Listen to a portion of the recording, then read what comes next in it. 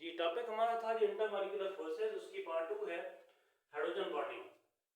जब भी हाइड्रोजन किसी इलेक्ट्रोनेगेटिव एलिमेंट के साथ बॉन्ड बनाएगा तो उसको हम क्या कहेंगे, हाइड्रोजन बॉन्डिंग कहेंगे। कि हाइड्रोजन का बॉन्ड है किसके साथ, किसी और इलेक्ट्रोनेगेटिव एलिमेंट के साथ। लाइक हाइड्रोजन विद नाइट्रोजन करता है, ऑक्सीजन करता है, फ्लोरीन करता है या क्लोरीन करता है। किसी भी इलेक्ट्रोनेगेटिव के साथ जब हाइड्रोजन बॉन्ड बनाएगा और बनाएगा भी बाय कोवेलेंट बॉन्ड फॉर्मेशन, तो जो बनने वाला बॉन्ड होगा इसको हम पोलर कोवेलेंट बॉन्ड का नाम भी देते हैं।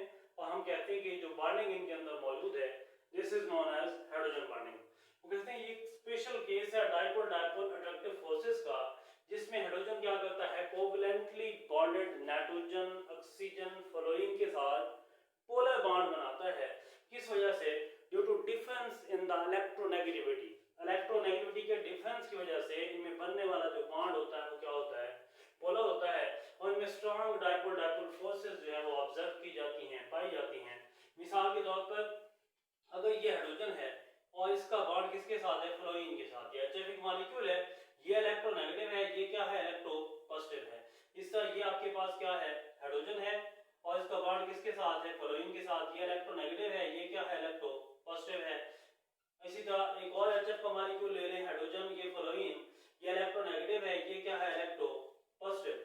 अब एक मॉलिक्यूल का इलेक्ट्रोनेगेटिव पार्ट दूसरे मॉलिक्यूल के इलेक्ट्रोपॉजिटिव पार्ट के साथ जो बॉन्डिंग डेवलप कर रहा है, और वो जो इलेक्ट्रोपॉजिटिव पार्ट है वो लाजमी तौर पर अगर हाइड्रोजन हो, then this bonding is known as hydrogen bonding. तो इस बॉन्डिंग को हम नाम देंगे हाइड्रोजन बॉन्डिंग का।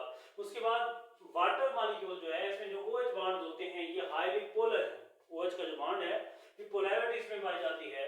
उस पोलैरिटी की वजह से हम कहते हैं कि इनमें भी क्या पाई जाती है, हाइड्रोजन बॉन्डिंग पाई जाती है। स्ट्रॉन्ग अट्रैक्टिव फोर्सेस जो है वो वाटर के मॉलिक्यूल्स में डेवलप होती हैं, और स्ट्रेंथ ऑफ हाइड्रोजन बॉन्डिंग जो है वाटर के अंदर जो होती है उसकी वजह से इसके मेल्टिंग और बॉइलिंग पॉइंट वाटर का क्या होता है, ज्यादा होता है। Why, because it has the strong hydrogen bonding with each other. Strong hydrogen bonding की वजह से molecules are tightly held with each other, therefore they can not break easily. Therefore, in the ice form they have higher melting point, and in the liquid form they have the higher boiling point. इस वजह से हम कहते हैं कि water का जो boiling point है वो 100 है, बिकॉज क्योंकि इसमें स्ट्रॉन्ग इंटरमॉलिक्यूलर फोर्सेस जो कि हाइड्रोजन बॉन्डिंग की फॉर्म में पाई जाती हैं। उसके अलावा इसमें जो पोलैरिटी है वो पाई जाती है, पोल्स मौजूद होते हैं। जहां भी पोलैरिटी हो, बनने वाला बॉन्ड पोलर हो, पोल्स मौजूद हो, हमेशा वो बॉन्ड बहुत ज्यादा स्ट्रॉन्ग होता है as compare to a non polar bond. Water जो है उसमें हाइड्रोजन बॉन्डिंग ज्यादा स्ट्रॉन्गर होती हैं as compare to H2S, hydrogen sulphide या अमोनिया की निस्बत हम देखें। ये एक ग्रुप है ऑक्सीजन फैमिली वाला, जिसको हम कहते हैं ऑक्सीजन, सल्फर, सेलेनियम, टेलुरियम और पोलोनियम। अगर हम देखें इसी ग्रुप को ही हम देख लें, अगर हम सल्फर को देखें या नाइट्रोजन को देखें तो उनकी जो बॉन्डिंग है, आप देखें नाइट्रोजन अगर हाइड्रोजन के साथ मिलता है तो अमोनिया बनाता है जो कि गैस है। इसका हाइड्रोजन सल्फाइड बनता है, ये भी गैसियस प्रोडक्ट है। तो इसकी निस्बत वाटर क्या है, ज्यादा स्ट्रॉन्गर है। वाटर की बॉन्डिंग ज्यादा स्ट्रॉन्गर है। वाटर की बॉन्डिंग ज्यादा स्ट्रॉन्गर होने की वजह से, उसकी स्ट्रेंथ ज्यादा होने की वजह से हम कहते हैं कि वाटर के अंदर हाइड्रोजन बॉन्डिंग पाई जाती है। लाइक दिस की हाइड्रोजन, ऑक्सीजन और ये हाइड्रोजन। अब ये क्या है, इलेक्ट्रोनेगेटिव, ये क्या है, इलेक्ट्रो पॉजिटिव, ये क्या है, इलेक्ट्रो पॉजिटिव। इस तरह एक और वाटर मॉलिक्यूल है, इस तरह एक और वाटर मॉलिक्यूल है। अब ऑक्सीजन क्या है, इलेक्ट्रोनेगेटिव, उसके ऊपर पार्शियल नेगेटिव चार्ज है। हाइड्रोजन क्या है, इलेक्ट्रोपॉजिटिव, उसके ऊपर पार्शियल पॉजिटिव चार्ज है।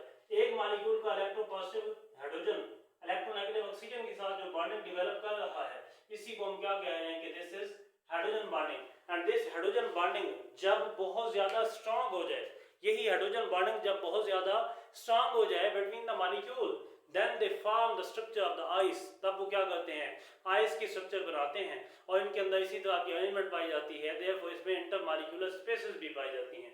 यहाँ तक हमारा हाइड्रोजन बॉन्डिंग वाला टॉपिक जो है 9th क्लास के न्यू सिलेबस के अकॉर्डिंग खत्म हुआ। नेक्स्ट इंशाल्लाह हम नेक्स्ट टॉपिक स्टार्ट करेंगे। थैंक यू सो मच, अल्लाह हाफिज़।